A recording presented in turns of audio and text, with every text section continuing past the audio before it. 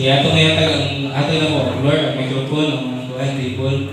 Ang Sunday school teacher, si Sir Romney. Lagi ba? Ato pala pangan. Sir Romney. Okay, thank you. Salamat sa oportunidad nga maka-share na usab diha sa pagtuon sa pulong sa Ginoo. Okay? Karong nga bulan, ang atong tema about mission. Na-discuss na, nasugda na discuss ni Elder Dan katong niaging Sunday. So karon magpadayon ta. Ang versikulo na akong gamiton makita diha sa Romans chapter 10 verses 11 to 16. Okay, I think 11 to 15. Okay, kung naka may mga Bible, basahon na ito o tinigitawang alternate na pagkabasa. Okay, ako yung mauna sa 11, kamu ang sa 12, ako ang 13, inyo ang 14, din atong sabayan ang verse 15. Okay, nakita na ba? Nasa inyong mga cellphone. Romans chapter 10, verses 11 to 15. Okay? Okay na ba? Na-search na ba? Okay. Sundan ako. Okay. Okay. Romans chapter 10, verse 11. For the scripture says, whosoever believe on him shall not be ashamed. 12. For there is no difference between Jew and Gentile. The same Lord is Lord of all, the richly blesses all who call on him. Okay, 13. For whosoever shall call upon the name of the Lord shall be saved. 14. How then can they call on the one they have not believed in, and how can they believe in the one of whom they have not heard? And how can they hear without someone preaching to them? Okay, sa 15, sabayan na to. And how shall they preach? One preach unless Whom they sent? are sent. As it is written, how beautiful are the feet of these that preach the gospel of peace and bring the tidings of good things. So how beautiful are the feet of those who bring good news. Okay, let us pray. Our loving and Almighty God, thank you, Lord God, for your word today. Lord, lagi o kaalam na lagi mo na inyong alagad, even sa mga paminaw sa pinawatagi o kaning mind na dali makasabot o kining ma-apply dili Ginoo diya sa among pagkinabuhi ninyo ang pagtuon. Lord, we trust you everything na walay makailog sa among attention. Kanimo lamang kay Ginoo. In Jesus' name we pray. Amen. Okay, ang title na akong pagkadalon gitawag na ako siya nga The Four House of Us. Di house na balay kining H-O-W kining how. Pamuntahan nga how. The Four House in Mission.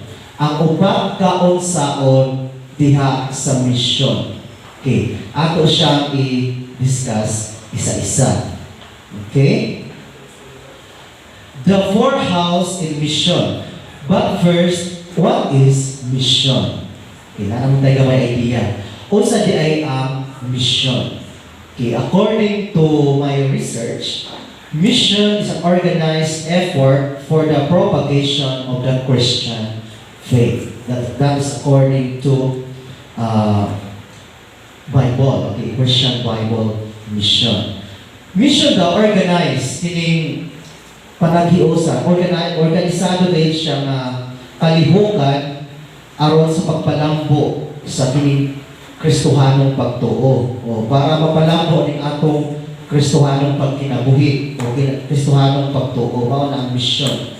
Di kining mission isa ni sa mga rason nganong gibuhi ta sa Ginoo. Okay. Kung makahindo pa mo, ingon ko nga, why God made us? God made us for a reasons. One of the reasons is to do the mission. Kung nakahindo pa mo, ingon ko, ang purpose sa Ginoo sa ito sa una is to worship Him, to have fellowship, to have the ministry, to do the mission, and to grow spiritually. So, apil dito ang mission. Kwanto brad imuhi ka sa Ginoo para nga makaparticipate ka sa gitawag na mission. Okay. Mao na ang mission. Dili lang pasabot nga mugota. There are many ways to participate in mission. Okay. Review lang din. Like pray, send, mobilize, go, o welcome. Yes. So, mao na kumaagi makaparticipate ka sa mission. But today, we will focus on the 4 house in mission. Unsaon. Okay. Ingon pa niya sa 11, whosoever believe in Him shall not be ashamed. Sa tanan daw nga mutuo kaniya, dili maulawan. Sa 12, for there is no difference between the Jew and Gentile, the same Lord is the Lord of all. Masabot ani, Jews and Gentiles, walay kalahian. Kinsa man tong mga Jews sa unang panahon? Mga Hudyo, mga Israelites, ang Gentiles, kita to. Okay, may kalahian daw kung sa mga status sa atong life. The same Lord is the Lord of all. Then, ingo sa 30, for whosoever call upon the name of the Lord shall be saved. Mutawag daw sa ngalan. Pero daghan mga pan-anak, tubag, na dili lang mutawag, maluwas ka. Okay? Dili lang mutawag sa Ginoo. Now, unsaon, dito na sa word na house. Unang how then can they call on the one they have not believed in? Okay, na siya. Unsaon daw sa pagtawag sa usa nga wala mutuo. Okay, ang una nato nga point. First, how. Unsaon sa pagtawag sa usa, tawag sa Ginoo ba? Para maluwas daw. Unsaon sa pagtawag sa usa kung wala siya mutuo. Di ba kung tawag ba na Ginoo kung wala mutuo sa iya? Dili, no? Unless kung mutuo ta. Okay. Kaya hatakan daw nato na sitwasyon or pagsabot. Pwede man itong tawag-tawag lang na walay tinunanay na pagtuo. Kaya atik-atik lang ang pagtuo ba? Naama na, di ba? Kaya pagtuo gud sama sa nituo ta, kinsa ang atong pambansang bayani. Diba? Okay, students, who is our national hero? Kinsa ang atong bayani? Dr. Jose Rizal. Okay. Kana nga pagtuo, nituo lang ta. Then, gituman ba nato ang giingon ni Dr. Jose Rizal? Okay, wala. So therefore, kana nga pagtuo, dili tinud-anay, tuo-tuo lang. Diwa pa nato gituman tong iyang bibilin sa tuwa. Kining tinuod nga pagtuo, kining gitawag nato nga genuine faith. Tinud-anay nga pagtuo. Kanang pagtuo nga naubanan gyud sa buhat. Okay? Kumbaga theory, then application. Nagtuo ka, then imong i-apply. Okay. Gusto ni Jesus, gusto nato masabtan na ang tao makatawag sa Ginoo kung naa siya tinud-anay nga pagtuo. Okay, mao to ang atong first na how. Ikaduha, how can they believe in the one of whom they have not heard?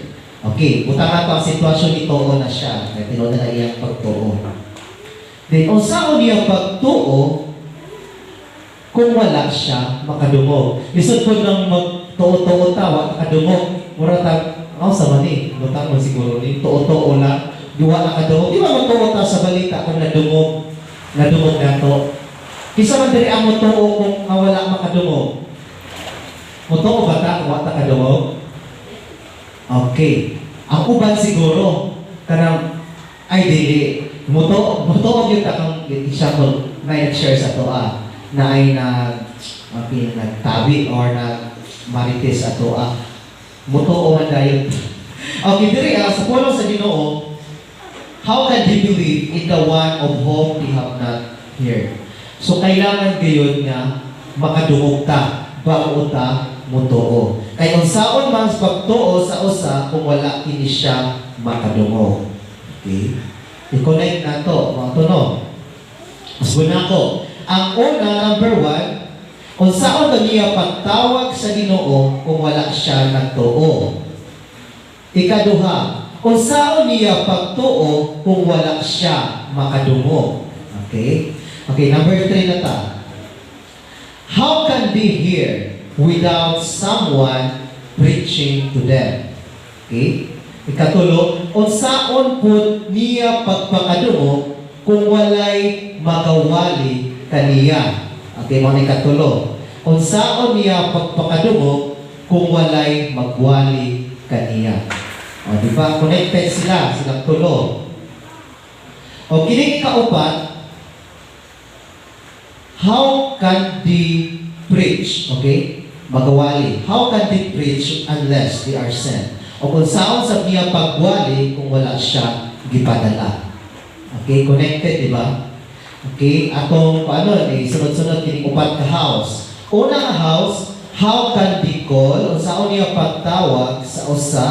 O saan niya pagtawag sa Ginoo kung wala siya makadungog? Ikaduha, o saan niya pagtuo? Okay. Balik ko na ako number 1 para makonect na to. Una, kung saan na niya pagtawag sa Ginoo kung wala siya mutuo. Ikaduha, kung saan niya pagtuo kung wala siya makadungog. Ikatulo, kung saan niya pagdungog kung walay nagawali kaniya. Ikaupat, kung saan pagwali kung wala siya gipadala. Okay, mao to ang 4 house, upat ka unsaon aron makahimo kita niining misyon. Okay. Ato siya hatagan o senaryo. Okay, our situation. Okay, number 1. Number 1 na situation, pwede mo mahatag o inyong observation. How can they go on the one they have not believed in? Na-explain na ako ganina, no? So, naamoy additional anang idea. O saan na nato pagtawag sa Ginoo kung wala nato siya gituuhan? Medyo lawong ba? Lawong? Malalim ba? O saan na nato pagtawag kung wala nato siya gituuhan? Literally ba, tawagan nato iyang ngalan? Or kung sa tawag ng pagtawag sa iya? Through what? Kung pinaagi sa o sa'yo pamaagi para matawag nato ang Ginoo. O sa'yo ba? Saan sa nga paagi? Prayer? Isa pa? Yes? Worship? Through worship? Ikot man siya nga, dili ka na nimutawag sa Ginoo, maluwas kayo. Okay. Okay, mag-focus na diri karon, ang sitwasyon na akong ihatag, mauni. Mutawag ta sa Ginoo, kaya establish na to, kumbaga sama good sa amahan ng anak, mutawag na to siya, Pa. Ano gitawag naman na to siya, Papa? Kay tungod, nahimo na taniya, unsa? Anak. So, naanak kitay, right, nga mahimo anak niya. Okay? 1 John 1:12 na siya. So, pwede na tamo tawag sa iya, ha? But before that, before nato nahimuon, syempre, gituuhan nato siya ang atong buhay na Diyos. Gidawat o gituuhan nato siya. Ikaduha, how can they believe in the one of whom they have not heard? So, dapat madungog sa nato ang about sa iyaha, about sa atong amahan. Madungog sa nato. Okay, katulo, how can they hear? Dapat na ay magwali. So, importante sa ato ang na-adjud mag-share sa gospel. Okay, kung walay mag-share, So unsaon pagpakadungog atong mga kaigsuonan nga wala pa makadungog. Ay naay magpadungog pabungol-bungol. Ana magpabungol-bungol ilahan na ng loss, di ba? Makadungog magyapon na, no? Okay. Sige. Basta atong purpose diri ma-share nato ang word of God. Lahi-lahi mo tag sitwasyon. Okay, like for example, naata sa diri sa working place nato, asa ta nagtrabaho. Okay, sa atong mga parents diya sa likod, asa ta nagtrabaho? Sa government ba? Agencies? Okay, naay pamaagi diha no maka-share ka ng ining gospel, word of God through our lives, pinaagi sa atong life. Ipakita nato kung nag-unsa ka pang kinabuhi. Like for example, kanang bisan lamang sa simpleng pamaagi, before ka nagkaon, nakita nila nga nag-pray with God. Close na ba itong mga mata? Then, katong mga tao nga wala gina-practice na, wala kay sila yung anak ang pagtuo, ma-amaze sila. At the same time, ma-bless sila. So, through actions, dako kayo nagkahimuan sa tao ang makakita sa atoa. Okay? Maunang pamaagi na ito kapag share sa gospel. Okay, kung sa pa nga pamaagi, kaya mo magiging ang pinaka-main point na ma-share yun ang gospel. Okay, lokay mapuntong wala kadungog. So, kailangan yun ipadungog na ito sa ilahan. So, sa pa nga mga sitwasyon, sa karon na panahon, using kining atong social media. Okay? Social media, mahimong mapadungog usab nato ang pulong sa Ginoo. Okay? Actually, ang dili lang i-share nato ang i-quote lang nato ang verse. Actually, ano lang siya, mere knowledge lang siya. Kini i-share lang nato ang verse. Although na ay point, pero katong verse na kaya gamitan yun nato ang atong, gigamitan nato sa atong baba, gigamitan nato, nakita ta personally, na nag-storya atong mga verse, then, hatang nato gamay insights, kung gion sa atong mga verse, na change atong life. Then, pwede siya i-video, then, i-upload sa social media, katong makadungog ato, pwede sila nga mag-bless. Okay? Ala, testimonial, di ba? Pinaagi sa mga testimony kung iyon sa pagbago sa Ginoo. So, mabasa na sa mga viewers o nakapaagi na share na nato ang gospel. Labi na ko ang content nato about good news, about Jesus. Kung iyon sa pagluwas ni Ginoo sa Kristo.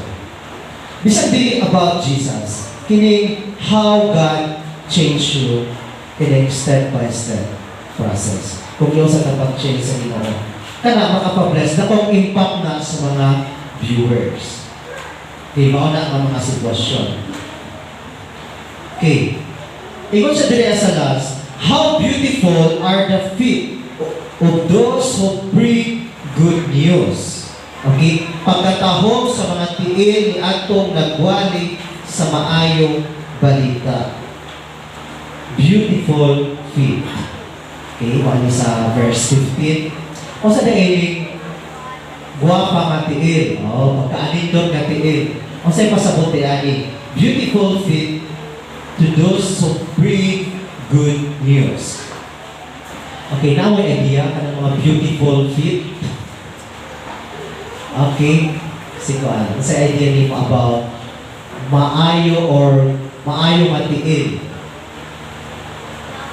Yes. Ang sama, sa idea, how beautiful are the feet of those who bring good news. Sige, ikaw na. Ano ka idea?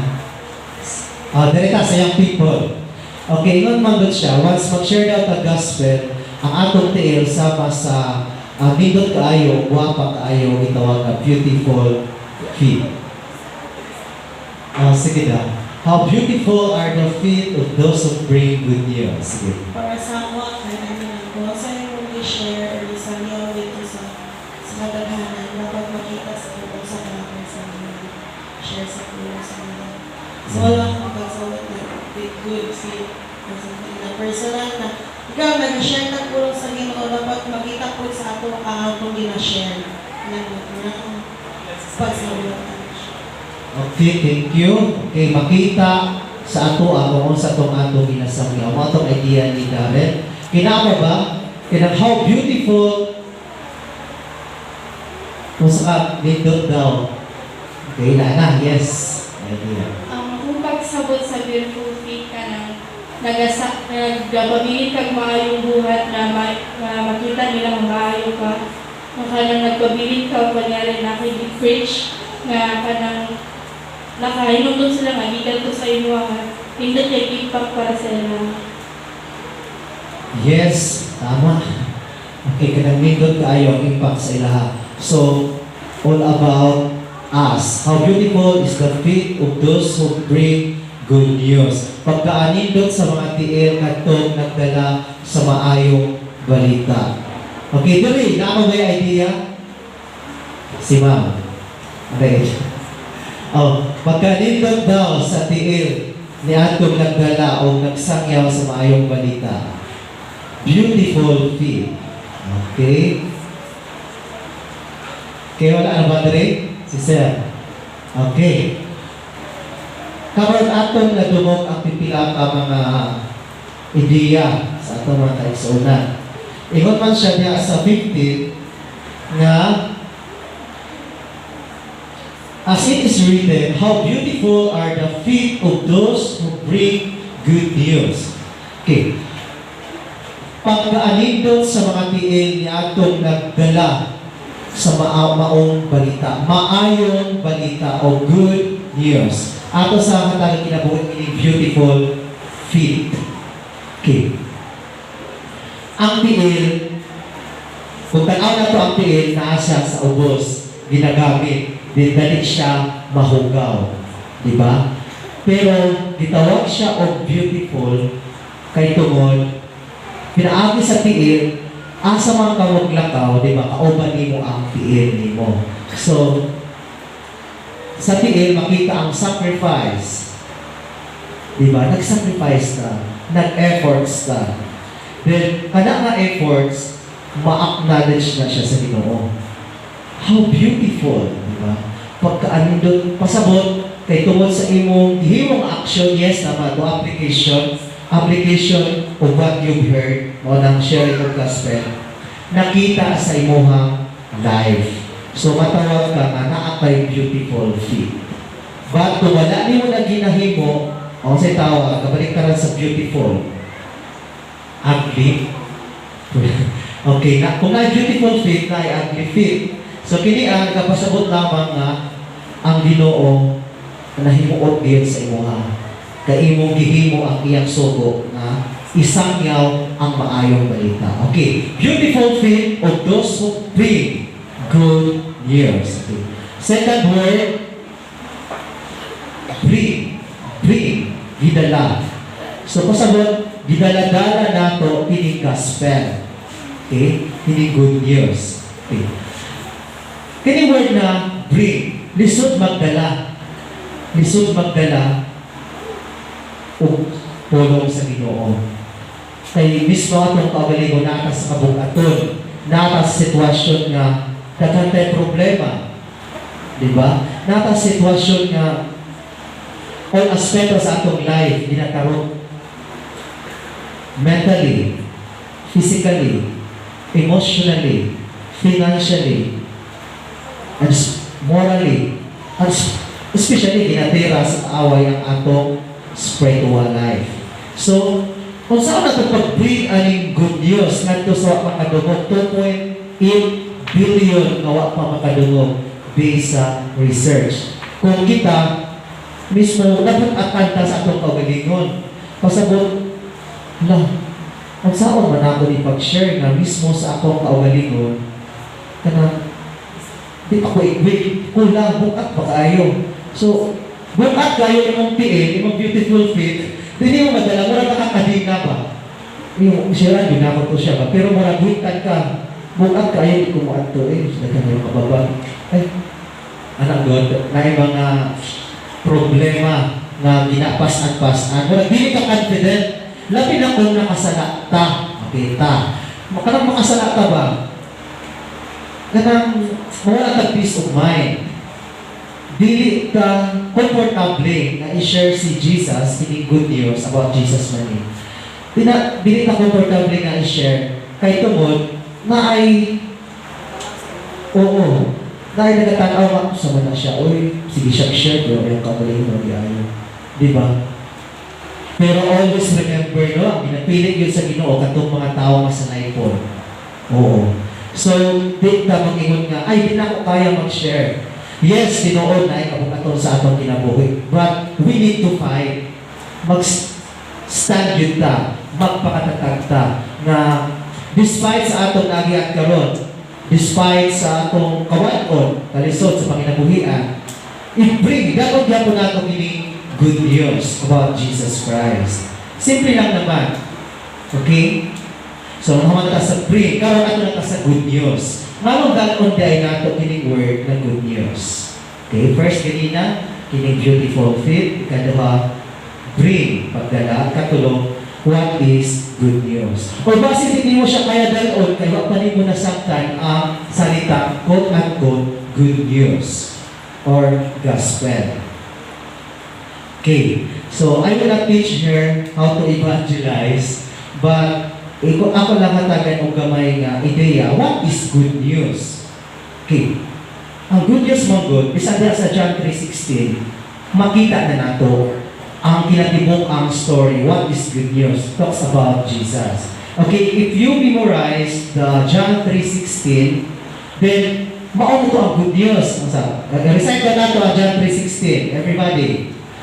For God so loved the world that He gave His only Son, and whosoever believe in Him shall not perish but have an everlasting life. So that is a good news. Okay, tinatama ito sa laing verses. Dili lang ito kay John 3:16, the heart of the Bible. Old Testament to New Testament, once kini John 3:16 mo madungog. Wala yung good news. Karon pa kayo tama, good news na siya. For God so loved the world, gigon magayon sa Ginoo ang kalibutan. Tungod ni Ana, tungod sa iyang gugma, bisag makasala pa ang mga tao nga naa sa kalibutan, iyang gihapon gipadala ang iyang bugtong anak. O gipadala niya, aron ang tanan nga motuo kang Jesus, iyang anak, dili malaglag. O good news, dili ta maadto sa impyerno. That's a good news. Kung dili may kinabuhing dayon na ay assurance. That is salvation. The only way, the good news is to those who believe in Jesus Christ, dili malaglag kung dili may kinabuhing dayon. Diba? John 3:16, that is good news. Okay? That yung supporting verses, pero niya kang tamang focus. Okay? Kaya ba nga ani? Ang ato naman i-share sa ilaha nga si Jesus, di ba ba ka Jesus? Gibuo nato siya, giilan nato siya nga anak sa Diyos, o siya nahigugma ka nato, nituo ta, kaning for those who believe, package na ning word nga believe. Doon ta nga siya nagpakamatay tungkol sa akong mga sala, naluwas, okay, namatay, naluwas, nagbanhaw, naghatag og assurance, katungkol sa akong pagtuo sa iya. So, ang angay baton na ako siyang dawaton o tuuhan ng Ginoo akong maluluwas. Kana lang atong i-share ato sa uban. By that, kung ato siyang i-share ang good news about Jesus, nakaparticipate na ta sa gitawag na mission. Okay? Kung ang Ginoo mahimuon sa ato. Okay? Beautiful faith, application sa atong i-share. Bring dalon kayo nato kining mensahe sa Ginoo despite sa atong kaluyahon. Then good news atong tun-an nato kining good news na gihigwa ni Jesus Christ ato. Na diha ang salvation, kaluwasan. Good news, keyword salvation, kaluwasan. Libre ang kaluwasan. That's a good news. Kabalo tayo soon, libre na po ng kaluwasan. Good news na siya, hindi na siya bad news. Through believing Jesus Christ alone. and you will be saved. Okay? That's the good news. Okay. Now, medyo lalong-lalong na atong discussion. Atong i-review na ang atong nag-iiskutan karon mahitungod sa mission. Mahitungod sa mission nga gibahin ako dito sa upat ka unsaon. The four house. The four house in mission. Again, sa mga bagong niabot. Unsa pong una, how then can we call on the one we have not believed in? O itong una. Unsaon pagtawag sa usa nga wala mo tuo. Okay, mo ang atong himuon dapat. Ikaduha, how can we believe in the one of whom we have not heard? So, unsaon daw pagtuo kung wala silang makadungog. So, atong himuon, ipadungog. Okay, ipadungog nato sa iya. Ikatulo, how can they hear without someone preaching to them? So, ang saan nila pagpakadungog? So, atong himuon, walihan nato sila. Pinaka-simplest way na kaya nato iwali. Dili ka ng forceful na mugamit ka sila. Through your life, you can preach the gospel. Through your life. Okay? Ikatulo, then how can we preach unless we are sent? So, mga atong pangitaon, mga atong sigurohon na gipadala yun ta sa Ginoo. So, how can we preach unless we are sent? Okay. Kung makainong utang, gipadala ta sa Ginoo, anytime, anywhere, ma-share din nato ang gospel. So, maging ready ta sa battle. Okay? Ang kanang soft lang naman. Kung atong i-share is good news man. So, di kaya ito i-harsh. The good news man ang atong gidala. Okay? Pangayon nato, ipadala kita sa Ginoo. So, mauto na, magtuon kita. Ikaduha, mag-pray ka siya for guidance. Para mahimo ka i-send ngadto sa mga wala pa. Kadungog na 2.8 billion of people na namatay lamang wala makadungog about good news, about Jesus, about salvation. Na libre lamang diyan. Okay, mga itong upat. Then, I hope na kitang tanan na kita'y beautiful feet. I-apply nato ang atong nadungog. I-share nato dito sa ilaha. Set aside ang kabuk-aton. Kaya ang atong kita na dili man bad news, good news man. Diba? Dali na kay dalon ang good news. Pero kung bad news ito, kurong-kurong pa ka. Kanang muna na nato na siyempre kung nag-pray ka, ihata sa Ginoo, normal, mag-overtake ka lang, discriminate ko, i-persecute ko, it's not natural. Pero kung atong heart, nagpabiling na pure, nagpabiling na mapausano na itong kasikasik, di na ito entertain ng mga debate nila. Ang purpose na ito, i-share lang na ito ang good news. Okay, good news like, uy, may ayuda ba sa barangay? May anak good. Yung anak lang pagka-share, maganahan ang mga tao na wala ang makatulog. Okay? Maulang na ito ang akong ipaambit ka ninyo. I hope na naakamoy na kutlo gamay. Unya sa pag-uli na ito, okay, after the service.